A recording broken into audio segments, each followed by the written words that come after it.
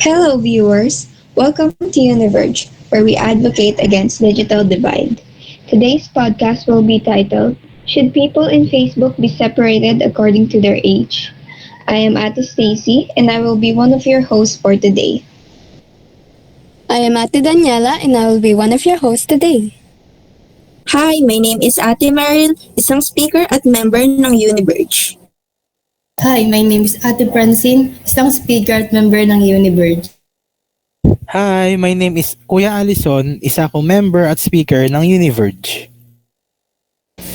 Hi, my name is Kuya Obrick, isang speaker at member ng Univerge.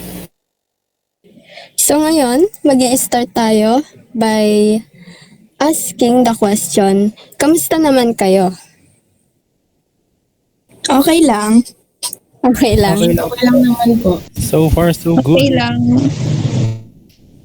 Napaka-importante kasi na syempre magtatanungan tayo kung kamusta na ba tayo, di ba? Ako okay lang din naman ako.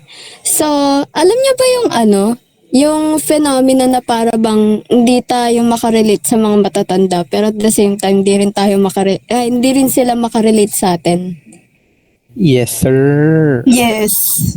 Madami ganun. Like ano ba mga naging experiences nyo about doon?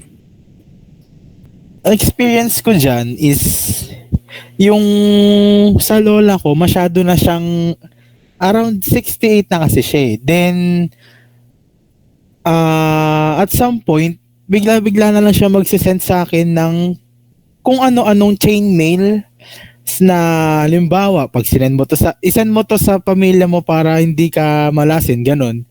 So, dun pa lang halatang-halata na meron ng digital division na nangyayari. Kayo guys, meron ba kayong experience pa? Baka meron kayo.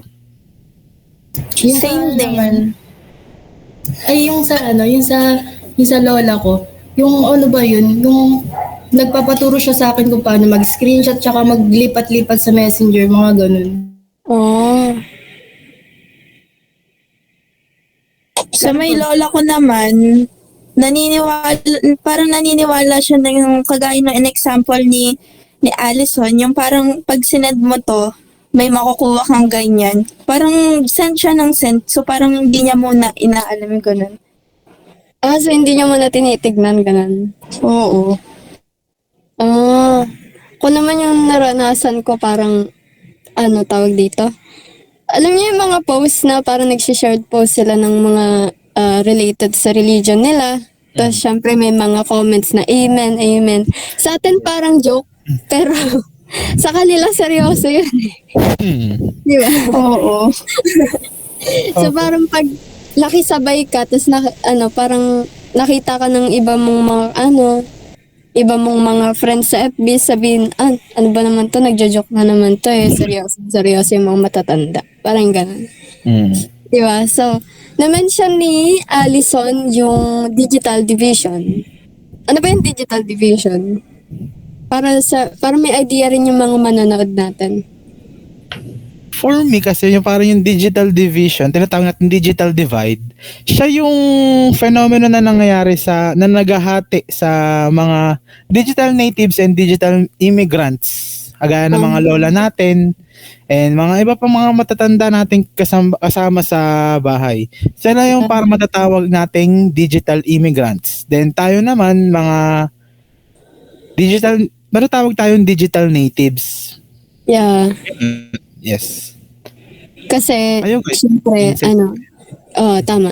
Kasi yun nga, syempre, pinanganak tayo kung saan, medyo nagra-rise na yung advancement ng technology, di ba? Like, ano yung mga first cellphone nyo? Sa akin, Android. Nokia. Samsung. Akin eh. Sa akin yung Lenovo. Sa akin yung Wow. Saka Lenovo, yun lang. Naabutan nyo ba yung sa BlackBerry na cellphone? Yung parang, Yes. hindi ba Hindi. yung keyboard siya sa cellphone? Naabutan nyo. Naabutan pa naman. Yan. Naabutan na din. Tapos ngayon, kumpara sa dati yung mga unang cellphone, yung sinauna, ano bang masasabi nyo? Like, mas advanced ba siya? Mas maganda yung camera? Ano ba? Grabe yung difference nun kasi Dati, hirap na hirap pa mag-type eh. Kasi pipindutin pa na ilang beses yung button para makapag-type ng isang word. Ngayon, dire-diretso na lang. Ganun.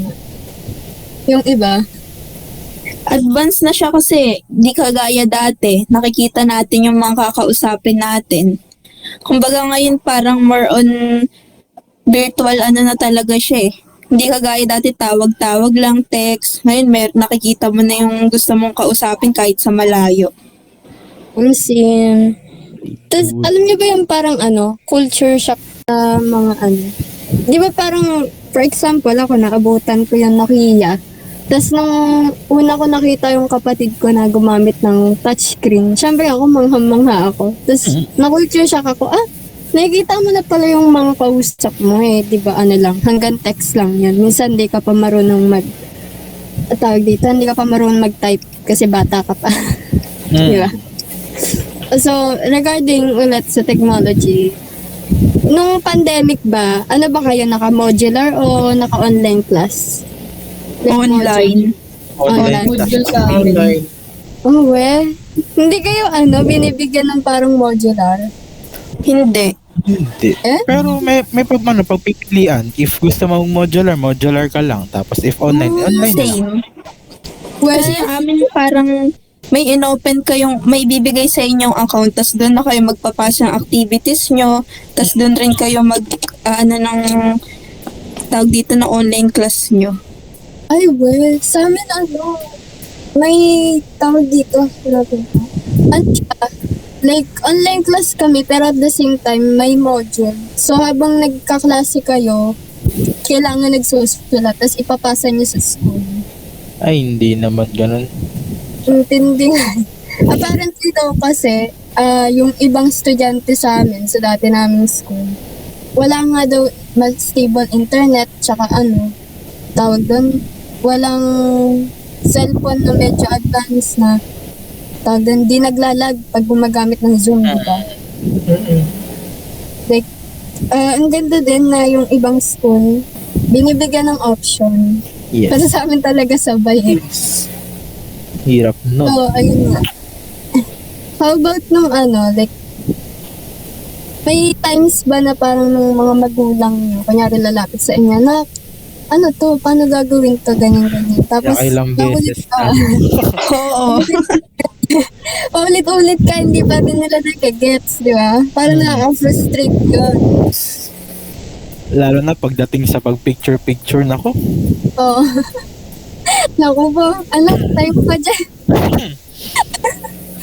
Siyempre, ayun, isa din yun, like, example ng digital divide. Di nila masyadong, di nila masyadong gamay yung technology, unlike sa atin. Tsaka syempre, mga post din, diba? Yung isa pang example na parang magpapakita ka ng meme. Tapos bigla ka session mo na. Yes. Puro kakatarantaduhan, ganun ka, diba? Ayun. So, ayun, gaano ba kayo kadalas gumamit ng cellphone sa isang araw? Ano yun, mula pag-gising, ganun? Wala na Pag-gising, gumagamit. Pero pagka nasa room naman pagka may time lang na binigay ko, pag walang ginagawa. Naging part na ng buhay natin yung yung technology sa atin. Kaya parang ang hirap na niyang alisin pa. Ganon. Kaya pagising, may phone kagad ng harap. Ano pala, ito na yung question talaga. Sa palagay nyo ba, dapat bang mahiwalay yung mga Facebook na matatanda sa mga bata? Bakit? Dali lang. Isa kayo dyan, ha? For me, parang medyo oo, medyo hindi. Kasi if hiniwalay natin yung Facebook ng matatanda sa bata, ang mangyayari, wala lang din mangyayari. Hindi nila matututunan yung paggamit nun. Yung yung agree naman na part na, iwalay natin yun kasi at some point, mayroon ng sumusobra mga matatanda sa pagdating diyan, like dinadala na pati yung na pagdaanan, yung culture, yung religion, which is parang di siya magandang i-topic online. So for me, 50-50. Ganun. Yung iba. Sa akin, parang ang ano ko, hindi naman sa isa-separate, siguro yung sa content lang. Kasi, syempre, may mga batang hindi pa naman alam kung ano yung mga meron sa Facebook ngayon, madami na rin kumakalat ng mga iba't ibang video na hindi naman suitable sa kanila eh. So parang sa akin, siguro yung magpapaano lang sa kanila, siguro yung sa content. So yung iba ba? Anong insight mo?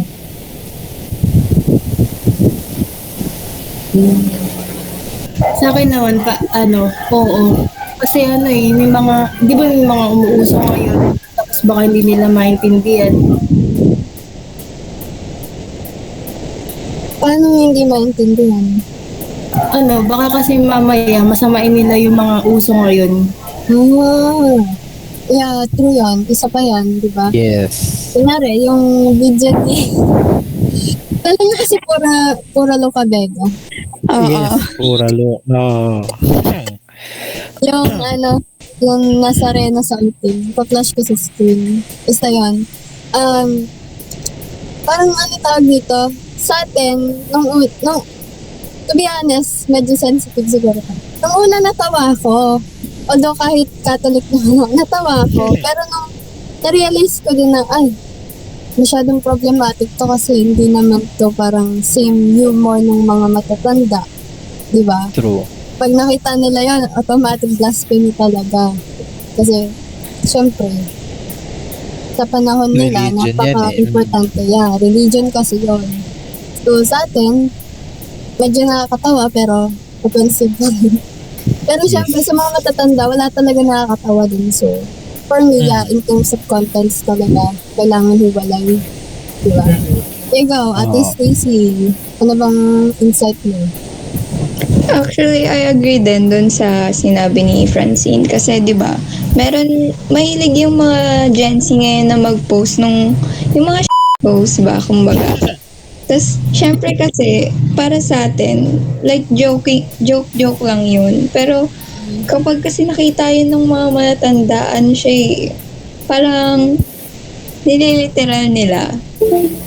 So, baka maging bad yun sa parang perspective nila sa generation natin. Parang barumbado tayong lahat, gano'n. Oo, parang ganun. Oo. Di ba? Syempre, papakinggan din natin yung insight ni Kuya Calvin. Ikaw ba, sa tingin mo, dapat bang may wala yung mga Facebook na matatanda sa mga bata?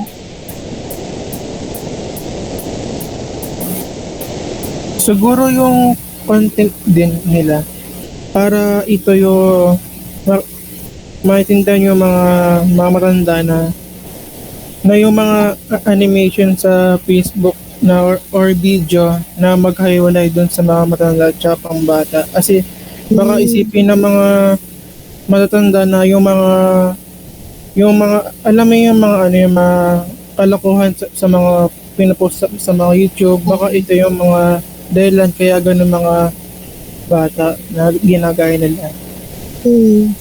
I mean, I guess lahat naman ng sinabi ng insights mo, wala namang mali. Tama naman kasi lahat. May mga punto.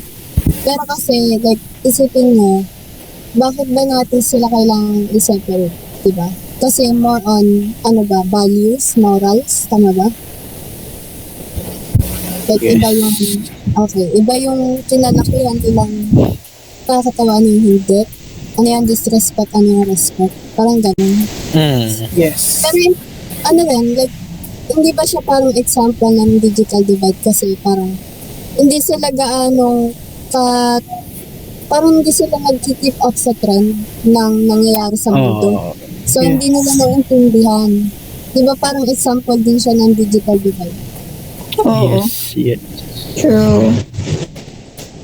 So, dumako na tayo sa ating katapusan ng ating podcast. Uy. Please. Ito pala, to our viewers, mga speakers, anong words of advice nyo sa mga batang nawawala ng pasensya pag nagpapatulong ng mga magulang nila sa isang technology? Kaya pag, for example, hindi naiintindihan yung mga pinagsasabi nila about technology. About dyan, tiisin na lang natin kasi matatanda na rin sila, intindihan na lang natin. Tayo kasi yung mas nakakaalam about sa technology. So, tiisin na lang natin. Ganun. Wala na tayong magagawa. Nandiyan na yan eh. Ganun lang. Siguro. Yun lang naman. Kayo guys, ano ba nyo?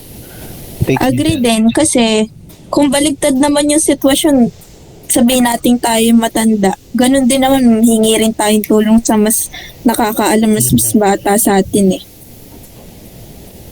Totoo yun. Kasi, di ba, nag-a-advance na yung technology. So, baka magkaroon rin ng time na tayo naman yung hindi makasabay sa mga bagong technology. So, tayo naman yung kailangan nilang pagtiisan. Kaya, taste na lang rin tayo. Yung iba, Ate Pili, tsaka si Kuya Obrick. Ate Obrick tuloy. Agree din. Peace na rin. Nagkasabay kayo. Ikaw muna, Francine. Sige din. Agree din. Mas intindi na lang natin yung mga matatanda nga, ganun. Ikaw, Kuya Obrick. Agree na lang din kasi once na ayun nga yung sabi ni Alisa na tayo may alam dun sa technology, pwede naman natin silang tulungan na para ito halimbawa yung mga papagawa nila assignment to online, tuturuin natin sila dun sa sa technology. Tama naman. Kahit ako agree din na siguro para mas naman, syempre bigyan na lang natin ng understanding tsaka patience, di ba? So, totoo niyo ba, tawag dito? Like, isa sa mga problema, di ba, kaya hindi nagkakaintindi kasi, di ba, ang bilis ng parang ang bilis mag-evolve ng lahat ng Yes. kasi parang, ang tawag dito, yung, ang laki na ng gap. Like, imagine mo within, let's say, 30 years, ang laki na agad ng pinagbago ng panahon 30 years ago to now. Imagine pa in the future, di ba? Oh, seems. Yes. So, parang, siya, like, factor ng digital divide. Di ba? So, yan, topic na yan ay para sa next podcast natin, which is episode 2. Na-apekto ba yung rate ng pag-advance ng technology sa digital divide sa internet, di ba? So, again, thank you everyone. So, sa aming mga viewers, we are delighted to announce to you na available na po yung website namin. You can check it out para po makita yung campaign as well as our purpose and goal at saka paano ka po makakatulong sa aming campaign. So, paano ka magiging miyembro? Kasi kami, ako, si Kuya Alison, si Ate Francine, si Ate Meryl, si Kuya Ulrich, si Ate Stacy, kami lang naman yung parang mag-i-initiate. Pero kayong mga viewers namin ay ang mag-i-spread sa buong mundo about sa digital divide and paano natin siya mare-reduce as well as understanding bakit ba siya nangyayari.